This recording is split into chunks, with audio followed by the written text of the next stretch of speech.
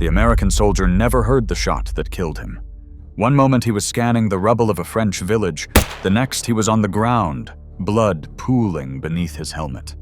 His squad scattered for cover, frantically searching for a muzzle flash, a sniper's nest, anything. But there was nothing.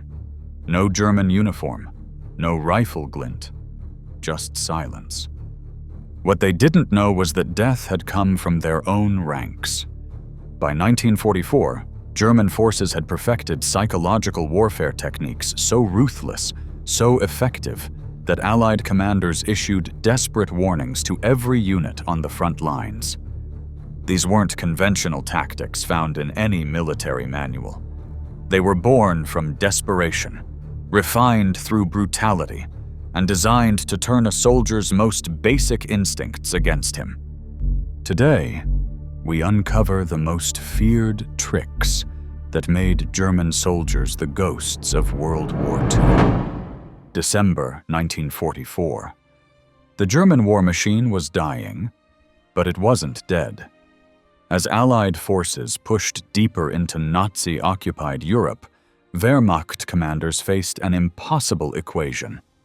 Overwhelmed, outgunned, and running out of men, they needed force multipliers that didn't require tanks, planes, or artillery shells. The answer came from the shadows. SS Oberführer Otto Skorzeny, Hitler's favorite commando, had already proven that unconventional warfare could change the course of history. His rescue of Mussolini from a mountaintop prison had become legend. Now, with the Reich's back against the wall, Skorzeny and commanders like him began deploying tactics that violated not just the rules of war, but the rules of human decency. These weren't the grand panzer charges or Stuka dive-bombing runs that defined early German success. This was warfare stripped to its psychological core, designed to make Allied soldiers question everything they thought they knew about combat, about their allies, even about themselves. The first reports began filtering back to Allied intelligence in the autumn of 1944. American GIs spoke of German voices calling for help in perfect English.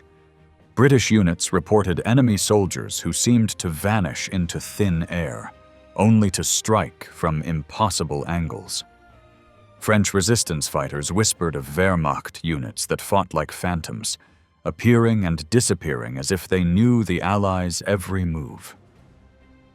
At first, Allied command dismissed these accounts as combat fatigue, shell shock, or simple enemy propaganda. But as the reports multiplied, a chilling pattern emerged.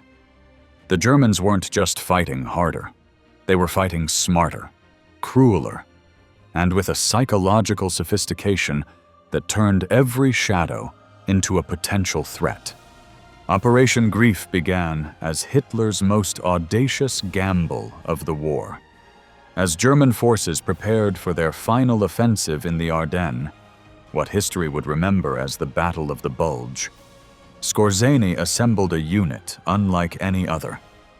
English-speaking German commandos, dressed in captured American uniforms, carrying stolen Allied weapons, and trained to think, move, and sound like the enemy. But the psychological impact went far beyond the 44 men who actually infiltrated Allied lines. Private Robert Billings of the 106th Infantry Division recorded in his diary, "We don't know who to trust anymore.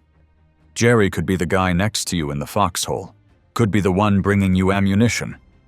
How do you fight an enemy who looks exactly like your best friend?" The paranoia spread like a virus through Allied ranks. Soldiers began challenging each other with questions only Americans would know. Who won the 1943 World Series? What's Mickey Mouse's girlfriend's name? Who's married to Frank Sinatra? Wrong answers meant a rifle pointed at your chest and a one-way trip to interrogation. But the Germans had anticipated this. They studied captured American magazines, memorized baseball statistics, learned the names of Hollywood stars. Some infiltrators knew more about American popular culture than the soldiers trying to catch them. In the hedgerows of Normandy, a new kind of terror emerged. German snipers weren't just picking off targets, they were orchestrating psychological campaigns that could paralyze entire units for hours. The technique was devastatingly simple. Wound, don't kill. A single shot would drop an Allied soldier in no man's land, crying for help. His screams would echo across the battlefield, growing weaker by the hour. Medics who tried to reach him would become targets themselves. Officers who ordered advances would watch their men hesitate, knowing that mercy could mean death. There was the Technical Sergeant William Murphy of the 29th Infantry Division wrote to his wife, "The worst part isn't the dying, Marie. It's the listening. When Jimmy got hit yesterday, we could hear him calling for his mother for 6 hours. 6 hours. And we couldn't do a damn thing about it." German sniper logs, captured after the war, revealed the cold calculation behind these tactics. One entry reads, "One wounded man ties down 4 soldiers, 2 to carry him, 1 to provide cover, 1 to guide them back. Better mathematics than a clean kill." But perhaps the most psychologically devastating trick was the simplest: silence. German artillery units would spend days plotting Allied positions, noting every pattern, every routine, every moment when soldiers felt safe. Then, when exhaustion set in and guards were lowered, they would unleash hell with surgical precision. The 2nd Armored Division learned this lesson the hard way during the advance through Belgium. For 3 days, German observers watched as American tank crews gathered for coffee at exactly 0800 hours beside a bombed-out church. On the 4th morning, the crew assembled as usual. The coffee was brewing. Someone had just started dealing cards. The first shell landed at 0801. By 0803, 7 Sherman tanks were burning hulks, and 23 American soldiers were dead. What made it worse was the waiting. German forward observers would identify Allied assembly points, supply dumps, or command posts, then wait. Sometimes for days, sometimes for weeks. The attack would come when soldiers had convinced themselves they were safe, when routine had replaced vigilance. Captain James Morrison noted in his after-action report, "They knew us better than we knew ourselves. They knew when we ate, when we slept, when we let our guard down. Fighting them was like fighting our own shadow." December 17, 1944. Kampfgruppe Piper was spearheading the German offensive through the Ardennes when they encountered Battery B of the 285th Field Artillery Observation Battalion at a crossroads near Malmedy, Belgium. What happened next would become one of the war's most controversial moments, but what Allied intelligence discovered in the aftermath revealed something even more chilling than the massacre itself. SS Obersturmbannführer Joachim Piper hadn't just ordered the execution of 84 American prisoners. He had turned it into a psychological weapon designed to terrorize every Allied unit in the sector. The bodies were left in the open field, positioned deliberately where advancing American forces would find them. But Piper's men didn't stop there. They returned twice more over the following days, firing additional shots into the corpses whenever Allied patrols approached, creating the illusion that German forces controlled the entire area. When elements of the 30th Infantry Division finally secured the site, they found something that haunts military historians to this day. The prisoners had been arranged in formation, as if they were still standing at attention. It was psychological warfare elevated to art, a message that surrender was not an option, that the rules of war no longer applied. News of Malmedy spread through Allied ranks faster than any official communication. Soldiers who had never heard of the Belgian crossroads began refusing to surrender under any circumstances. The psychological impact was exactly what Piper had calculated.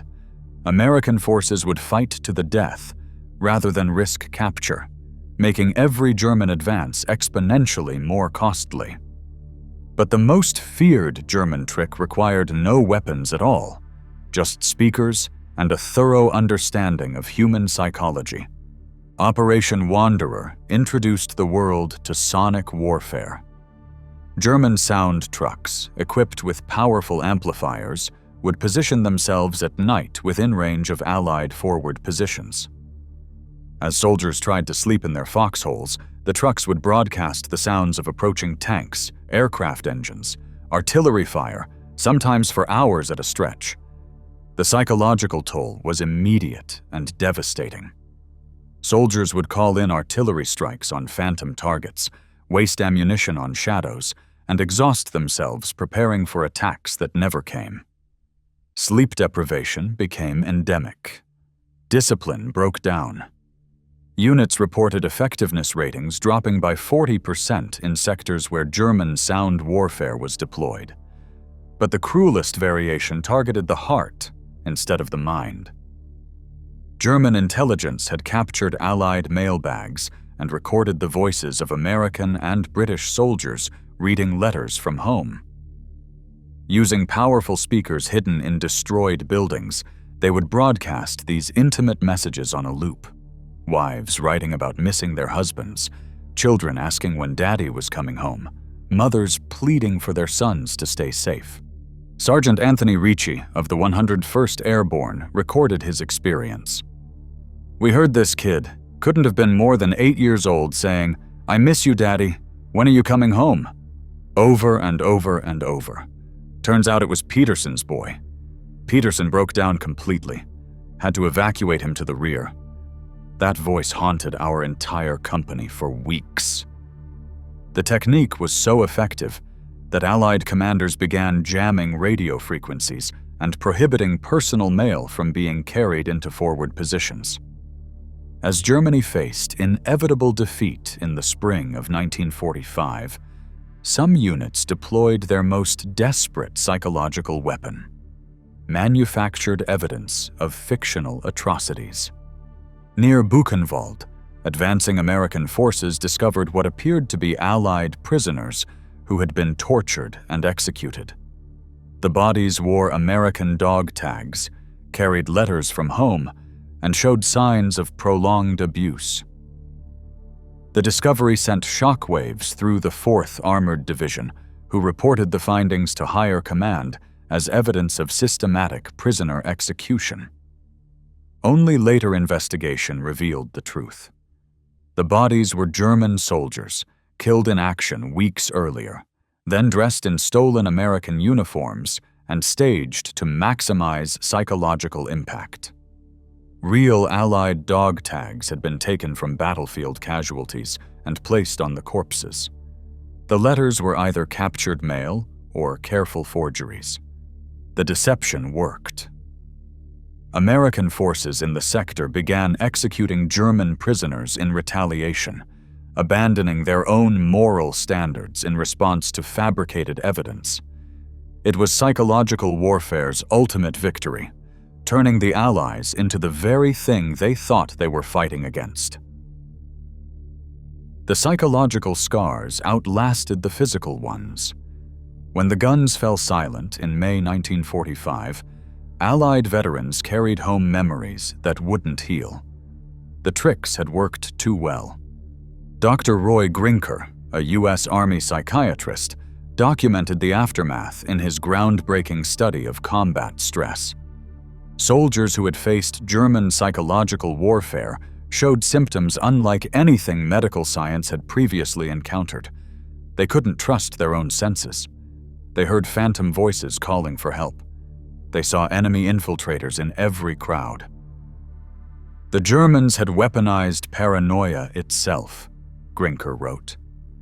They turned the human mind into a battlefield where every thought was a potential casualty. The numbers tell the story. Allied forces facing conventional German resistance showed combat exhaustion rates of approximately 12%. Units that encountered psychological warfare tactics showed rates exceeding 30%. Some companies reported effectiveness degradation of over 50% without firing a single shot in return. But the most lasting impact was philosophical. The German tricks had proven that warfare wasn't just about superior equipment or tactical brilliance. It was about understanding the human mind and exploiting its weaknesses. This revelation would reshape military thinking for generations. The techniques pioneered by units like Skorzeny commandos and Piper's psychological warfare specialists became templates for modern special operations. Today's military psychological operations, electronic warfare units, and information warfare doctrines all trace their lineage back to the desperate innovations of the dying Third Reich. In the immediate aftermath, Allied commanders struggled with a troubling question: how far should civilized armies go to win? The German tricks had been effective precisely because they abandoned conventional military ethics. They had worked because they exploited human decency, turning compassion into vulnerability and trust into a liability. Some Allied units began adopting similar tactics in the Pacific theater. Others refused, maintaining that certain lines should never be crossed, regardless of military effectiveness. The debate would rage for decades in classified military journals and veterans' memoirs. The final irony emerged only after the war ended. In 1947, Allied intelligence discovered something that reframed everything they thought they knew about German psychological warfare. Many of the most effective tricks, the ones that had terrorized Allied forces and changed the nature of modern combat, hadn't been approved by high command. They hadn't even been officially documented in German military records. They were innovations born from individual soldiers, sergeants, and junior officers who were simply trying to survive against impossible odds. Young men who had watched their friends die, their units destroyed, their homeland bombed into rubble, and who had discovered that the human mind was their only remaining weapon. Wehrmacht veteran Klaus Zimmermann, interviewed decades later, explained, "We weren't trying to win the war anymore. We knew it was lost. We were just trying to make the other side hurt as much as we did. We wanted them to understand what it felt like to be afraid of everything, to trust nothing, to question every shadow." The most feared tricks of World War II weren't the product of evil genius or military innovation. They were the desperate creativity of broken men who had learned that in total war, the line between victim and perpetrator dissolves completely. Perhaps that's the most frightening lesson of all, that ordinary soldiers, pushed beyond their limits, could devise methods of warfare that would haunt their enemies for lifetimes. That the capacity for psychological cruelty isn't unique to any army, any nation, or any ideology. It's a potential that exists wherever human beings are asked to kill or die for causes they may no longer believe in. Today, military historians still study these tactics, not to celebrate them, but to understand them. Because the next time civilization collapses, the next time desperate soldiers find themselves fighting for a lost cause, they'll remember what worked in the forests of Belgium and the hedgerows of France. They'll remember that the most dangerous weapon isn't the one that destroys the body. It's the one that destroys the will to fight. And somewhere in the files of every modern army, these lessons wait in darkness, ready to be deployed again when necessity demands and conscience permits. The Germans didn't just lose World War II. They taught the world how to fight the next one.